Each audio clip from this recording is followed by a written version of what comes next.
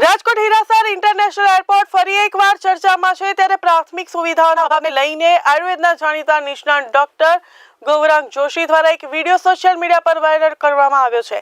આ વિડીયોમાં તેમણે એરપોર્ટમાં તાત્કાલિક ધોરણે સુધારાની માંગ સાથે કેટલીક ગંભીર ખામીઓનો ઉલ્લેખ કર્યો છે। દાવો કર્યો છે કે એરપોર્ટમાં ભારે તાપમાન હોવા છતાં એર કન્ડિશનર બંધ હતું, મોબાઈલ ચાર્જિંગ માટે પૂરતા પ્લગ પોઈન્ટ્સ નહોતા અને નેટવર્ક ન મળતા અનેક મુસાફરો પરેશાન થયા હતા।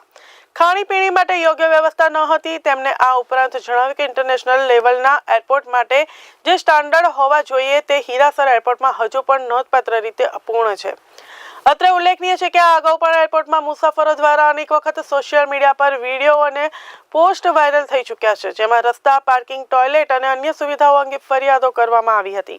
તો ઇન્ટરનેશનલ એરપોર્ટ કેન્દ્ર સરકારના માર્ગદર્શન હેઠળ અને મહત્વાકાંક્ષી પ્રોજેક્ટ તરીકે વિકસાવવામાં આવ્યો છે, પરંતુ હજુ સુધી પેસેન્જર સુવિધાઓમાં ઘણી ખામીઓ દેખાઈ રહી છે।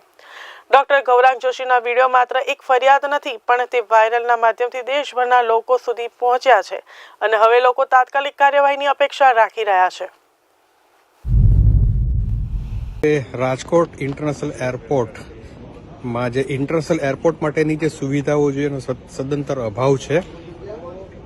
એસી બરાબર કામ કરતું નથી, ઘણી રજૂઆતો પછી ચાર્જિંગ પોઈન્ટ્સ એક બે જગ્યાએ મૂક્યા છે। સૌથી મહત્વની વાત એ છે કે અહીં મોબાઈલ નેટવર્ક મળતું નથી અને એનાથી મહત્વની વાત છે કે એરપોર્ટમાં વાઈફાઈની ફેસિલિટી પણ નથી। તો અહીંથી કોઈની સાથે કોમ્યુનિકેશન કરવું હોય તો કેટલું મુશ્કેલ બની શકે। જ્યારે આપણે ઇન્ટરનેશનલ એરપોર્ટની વાત કરીએ છીએ ત્યારે એમાં કેટલી બધી સુવિધાઓ હોઈ શકે છે અને હોવી જોઈએ। અહીંયા ખાણીપીણી માટે પણ ઘણી તકલીફ છે, કોઈ એવી લાઉન્જ પણ અહીં બનાવવામાં આવી નથી।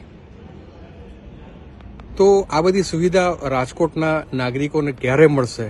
જ્યારે અમે ઇન્ટરનેશનલ એરપોર્ટ રાજકોટ એવું જ્યારે આપણે જોરશોરથી એનો પ્રચાર કરતા હોઈએ તો એની બેઝિક જે પાયાની સુવિધાઓ છે એનો પણ સદંતર અભાવ હોય તો આપણે એને કઈ રીતે ઇન્ટરનેશનલ એરપોર્ટ કહી શકશું?